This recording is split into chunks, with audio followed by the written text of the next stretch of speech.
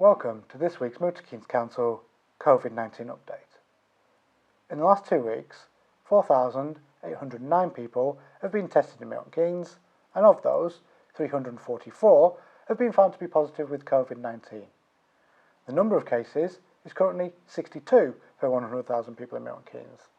That compares to 138 in Luton, 86 in Bedford, and 58.9 per 100,000 in Central Bedfordshire.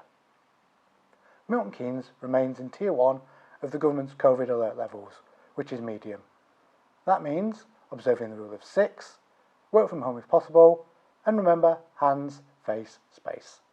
Wash your hands regularly, use a face covering in public places, and keep your distance from people you don't live with.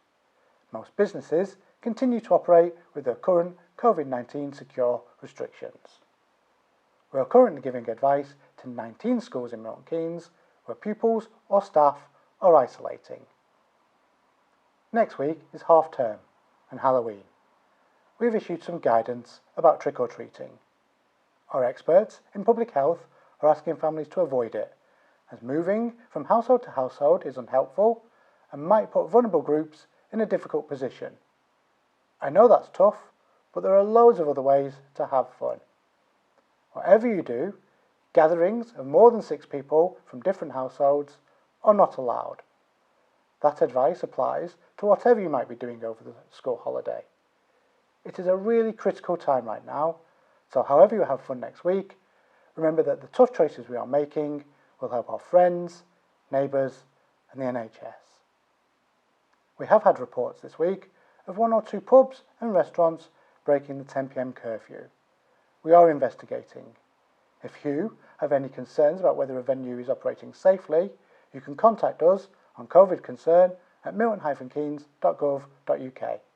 Email us if you're worried about the standards in an office or other workplace. If you're an employer, you must be taking the right precautions for your workforce. We will take action if you're exposing your staff to unnecessary risks, and we're putting more funding into our enforcement teams to help this. However, we do know that the vast majority of people and businesses are fully complying.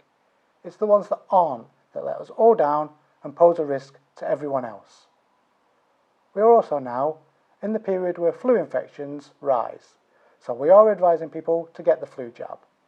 Tens of thousands of people have already had their flu jab this year, including many children who have been immunised at school. If you are over 65 or in a vulnerable health group, you may receive a letter soon reminding you to book your vaccination. This year, people who live with others who have been shielding are also asked to get a jab. If you're not in a high-risk group, but usually pay for the flu jab, this is a reminder that it's a good time to make a booking. I'd also really like to remind you not to put off visiting your GP or seeking help for other medical conditions if you feel something is wrong. Please, don't wait to see someone and get it looked at. Lastly, it's a legal requirement that if you're asked to self-isolate by NHS Test and Trace or have a positive test, you do so.